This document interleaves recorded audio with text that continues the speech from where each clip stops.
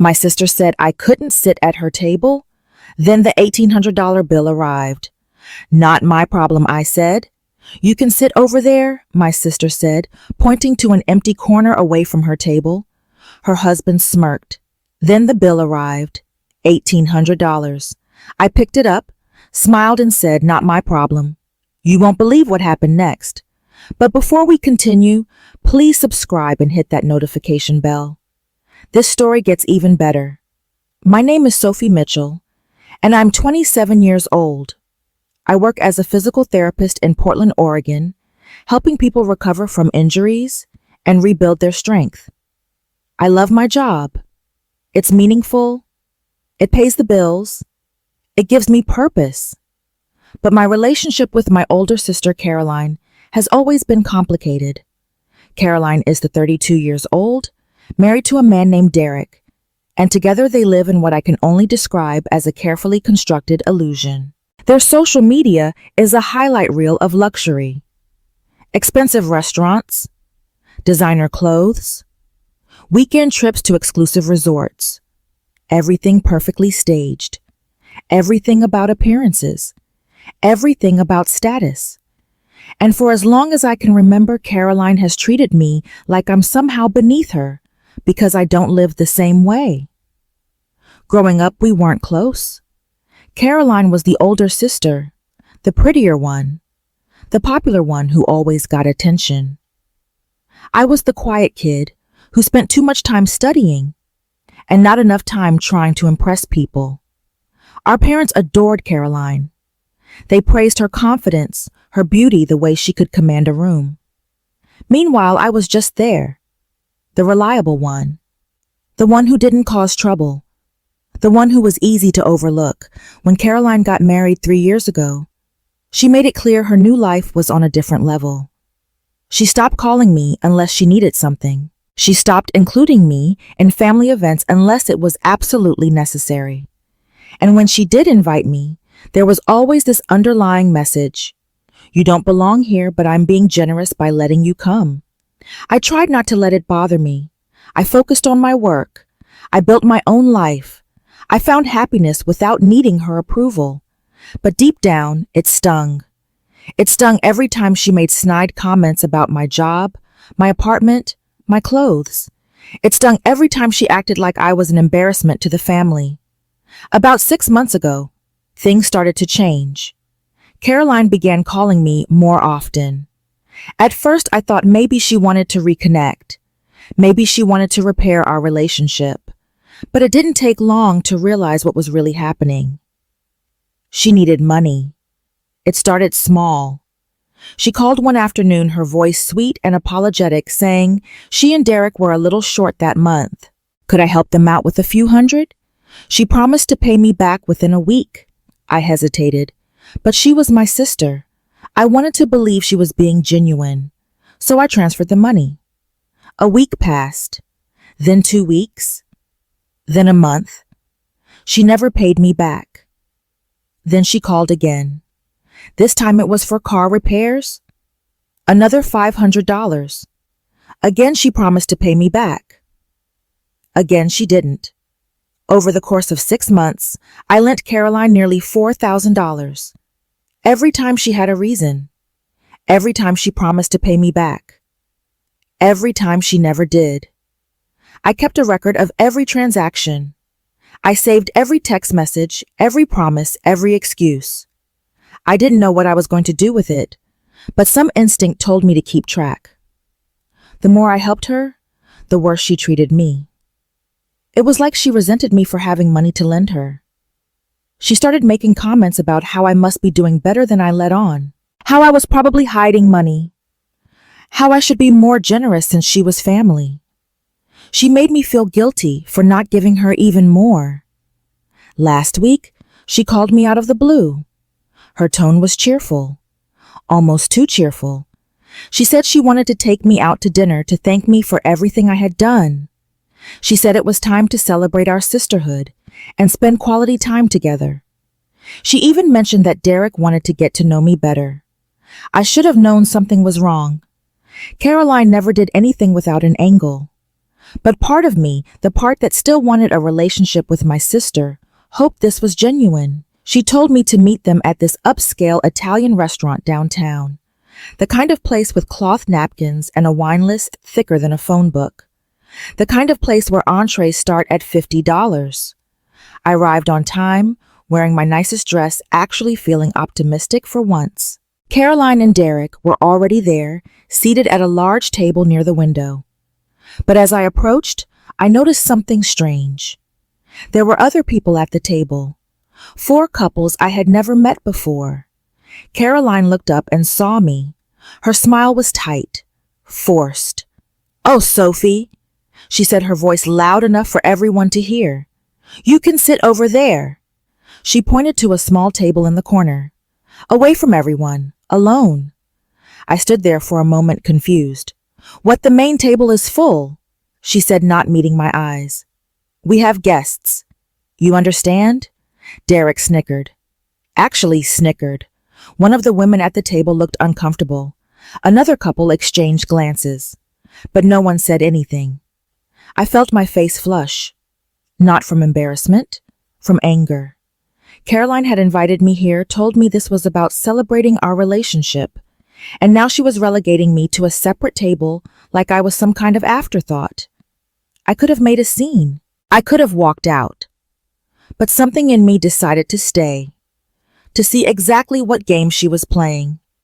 I sat at the small table in the corner, ordered water, and watched. Caroline held court at the main table, laughing too loudly, touching Derek's arm, making sure everyone knew how perfect her life was. The other couple seemed impressed. They ordered expensive wine, appetizers, multiple courses. I ordered a simple salad. Nothing more. Throughout the dinner, Caroline glanced over at me occasionally as if checking to make sure I was still there, still playing along, still accepting my place. After about an hour, the waiter brought dessert to the main table. Expensive desserts. Some fancy chocolate thing that probably cost $30 per serving. Then the waiter approached with the bill. He looked around the table, uncertain who to give it to. Caroline's expression changed. The fake smile faltered. "Actually," she said, her voice suddenly sharp, "my sister will be handling the bill tonight." She pointed at me. Everyone at the table turned to look. I sat there processing what had just happened. This was the plan. This had always been the plan. Invite me to dinner. Humiliate me by making me sit alone. Then stick me with the bill for her and her friends. The waiter walked over to my table and placed the bill in front of me. I picked it up, looked at the total. $1,847. Nearly $2,000 for a table of 10 people who had ordered the most expensive items on the menu. I looked at Caroline.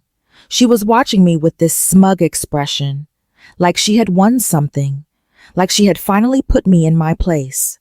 I stood up slowly, walked over to the main table, placed the bill directly in front of Caroline. "This is your bill," I said calmly, "for your dinner, with your guests." "Sophie, don't be ridiculous," Caroline hissed. "You know I don't have that kind of money right now." "You found money to order lobster and the most expensive wine," I replied. "You found money for dessert. You'll find money for the bill." The table went silent. One of the men cleared his throat awkwardly. Derek stood up, his face red.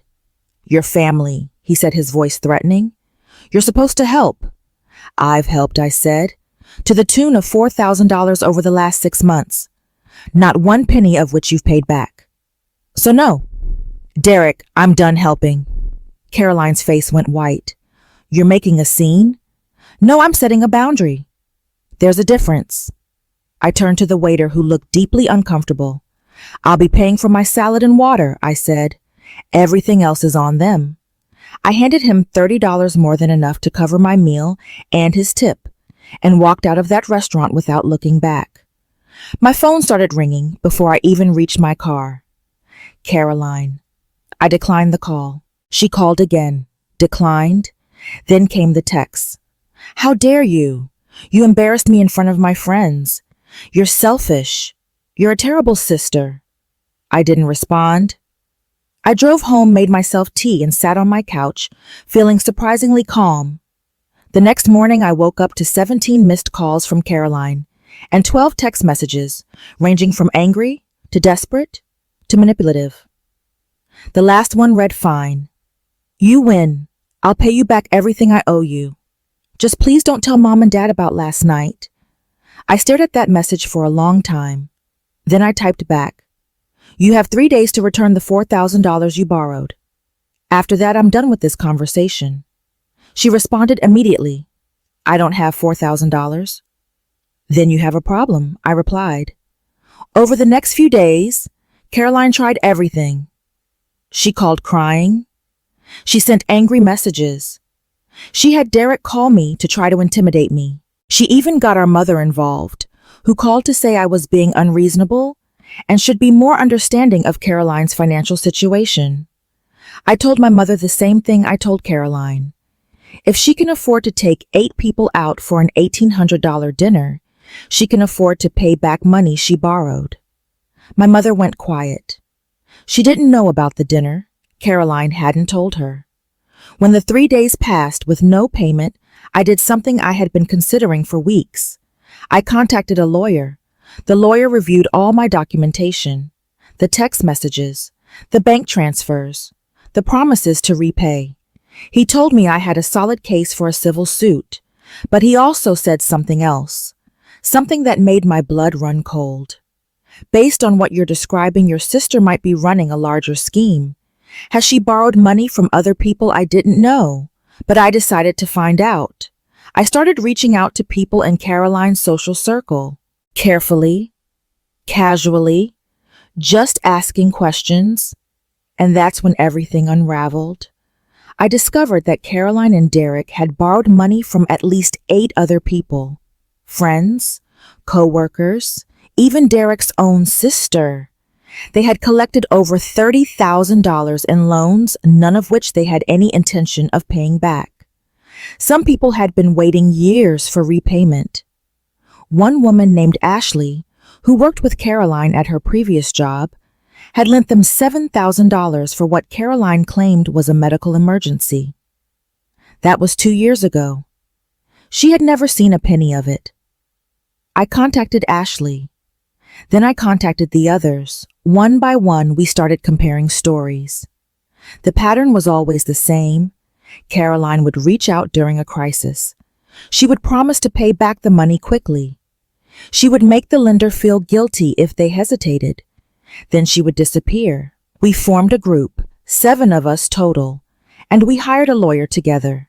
The lawyer filed a class action civil suit against Caroline and Derek for fraud and breach of contract. When Caroline received the paper, she called me, screaming, "How could you do this? I'm your sister. Family doesn't sue family. Family doesn't steal from family," I replied. "But you did.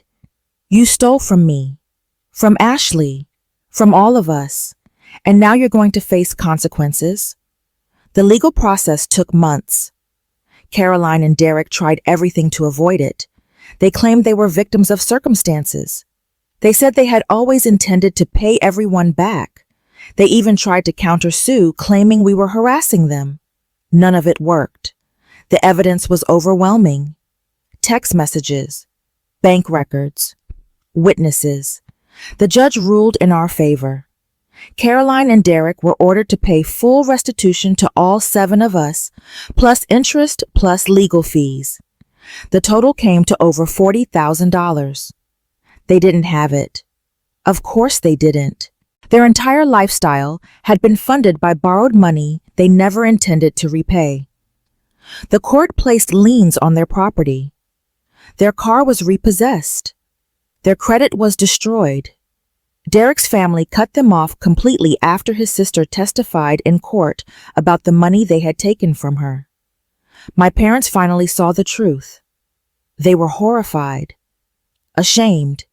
They apologized to me for not believing me earlier, but I wasn't interested in their apology. I was interested in rebuilding my life without Caroline in it. The restitution payments came slowly. Caroline and Derek both had to get jobs. Real jobs. Not the fake consultant positions they had listed on social media. Derek ended up working construction. Caroline took a position in retail. They moved out of their expensive apartment into a small studio. Their social media went dark. The friends they had cultivated with borrowed money disappeared. Ashley reached out to me a few months after the judgment. She wanted to meet for coffee. When we sat down, she looked lighter somehow, less burdened. "Thank you," she said, "for starting this, for bringing us all together. I felt so alone before, so stupid for letting her take advantage of me." "You're not stupid," I told her. "You're kind. You trusted someone who didn't deserve it. That's on her, not you." We became friends after that. Real friends. The kind of friendship built on honesty instead of manipulation. A year after the lawsuit, I was offered a promotion at work. Director of Rehabilitation Services. More responsibility. Better pay. The kind of opportunity I had been working toward for years. I accepted. Patrick, a guy I had been casually dating, became something more serious. He knew about everything with Caroline. He understood why I was cautious about trust, about family, about letting people in. He never pushed. He just stayed. And slowly I let him in. I didn't hear from Caroline again, but I heard about her. She served some time for contempt of court when she failed to make restitution payments. Only a year, but enough to make the consequences real. After her release, she moved to another state. Trying to start over, I heard.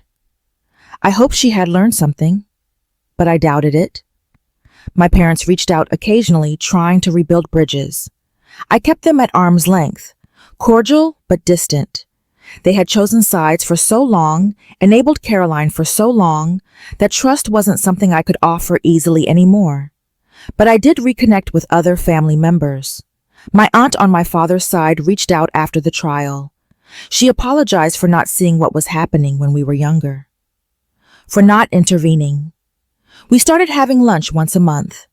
Those conversations helped me understand that not all family connections were toxic. Some were worth saving. 2 years after everything happened, I was at a physical therapy conference when I ran into Derek's sister, Linda. We recognized each other immediately. "Sophie," she said, surprised. "How are you?" "I'm good.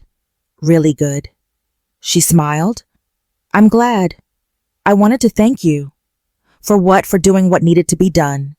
Derek needed to face consequences. It was the only way he was ever going to change. He's actually doing okay now.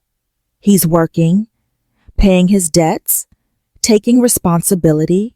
"I'm glad to hear that." She paused. "I'm sorry for my family's part in all of this. I should have stepped in sooner." "You did what you could when it mattered," I told her. "That's what counts." Looking back on everything, I sometimes wonder if I could have handled things differently. If I could have set boundaries earlier, walked away sooner, avoided the whole mess. But then I realized that's not the point. The point is that I finally stood up for myself. I refused to be used anymore. And in doing so, I helped other people do the same. That dinner, that humiliating moment when Caroline pointed to the corner and told me to sit away from everyone, that was the catalyst, not for revenge, but for justice. The $1,800 bill wasn't my problem. It was hers. And by refusing to solve her problems anymore, I solved my own. I learned that family isn't about obligation. It's not about sacrificing yourself to keep the peace. It's not about enabling destructive behavior because of shared blood. Real family, the kind worth having, is built on respect, on boundaries, on people who show up for you without expecting you to diminish yourself. Caroline faded into obscurity. Last I heard, she was working a regular job, living a regular life, with none of the glamour she had once pretended to have. Derek followed a similar path. They never reconnected as far as I know. The restitution payments came sporadically, but they came. The other women moved on with their lives stronger for having stood up for themselves. As for me, I built something better. a career I'm proud of, a relationship based on honesty, friendships that don't require me to be anything other than myself. Patrick and I moved in together after a year of dating. It was a big step, but it felt right. He understood my need for independence, my wariness about family, my determination to build something different. My career continued to flourish. I mentored younger therapists. I developed new programs. I made a difference in people's lives every single day. And I did it all without Caroline's approval, without my parents' validation, without needing anyone to tell me I was enough, because I already knew I was. That dinner taught me something valuable. Sometimes the people who claim to love you will try to make you smaller so they can feel bigger. They'll use guilt as a weapon. They'll use family as an excuse. They'll expect you to solve their problems while they create new ones. And the kindest thing you can do for yourself and for them is to say no. Not my problem, I had said that night, looking at that $1,800 bill, and I meant it. Not just about the money, but about all of it. Caroline's financial disasters, her manipulations, her expectations that I should sacrifice myself to maintain her illusions. None of it was my problem anymore. I had spent years trying to be the good sister, the reliable one, the one who helped without question. But being good doesn't mean being a doormat, and helping doesn't mean enabling. The sweetest revenge, I discovered, isn't about destruction. It's about refusing to be destroyed. It's about drawing a line and saying this far and no further. It's about building a life so full and so genuine that you don't need the people who diminished you. Caroline thought she was using me one last time that night at the restaurant. She thought she could humiliate me, exploit me, and I would just accept it because that's what I had always done. But she was wrong. And in being wrong, she gave me the greatest gift. She showed me exactly who she was. She removed any doubt. She freed me from the obligation of trying to maintain a relationship that had never been real. I don't think about her much anymore. When I do, it's not with anger or resentment. It's with a kind of detached curiosity, like watching a storm from a distance, grateful you're no longer standing in the rain. My life is peaceful now, purposeful, mine. I wake up every morning in the home I share with Patrick. I go to work and help people heal. I have coffee with Ashley and laugh about things that have nothing to do with the past. I have dinner with my aunt and build connections that feel healthy. And sometimes when I'm sitting in a nice restaurant, really enjoying a meal, I think about that night. About Caroline pointing to the corner. About the $1,800 bill. About the moment I picked it up, smiled and walked away. And I'm grateful. Grateful for the clarity. Grateful for the courage I found. Grateful for the life I built on the other side of that decision. Because here's the truth. Nobody tells you about standing up to family. It's terrifying. It's painful. It feels like betrayal even when you're the one being betrayed. But it's also liberating. It's empowering. It's the moment you take your life back. Caroline wanted me to feel small that night. She wanted me to know my place. She wanted to use me one more time and have me smile and accept it. Instead, I showed her something she never expected. I showed her I was done. Done being used. Done being diminished. Done solving problems that weren't mine. Not my problem, I said. And I walked out of that restaurant into the rest of my life. A life where I get to choose who sits at my table. A life where respect isn't negotiable. A life where I'm no longer waiting for anyone's approval. That's the real revenge, not the lawsuit, not the restitution, not even the consequences Caroline faced. The real revenge is living well, it's being happy, it's building something solid with people who value you. It's sitting at your own table surrounded by people who actually want you there, and never again letting anyone make you feel like you don't belong. That night changed everything. but not in the way Caroline intended.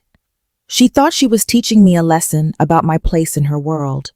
Instead, she taught me that I didn't need to be in her world at all. And that lesson was worth every penny of the $4,000 I lost.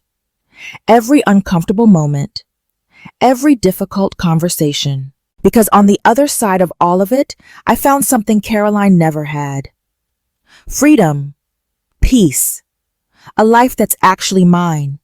So thank you, Caroline, for that $1,800 bill, for pointing to the corner, for showing me exactly who you were.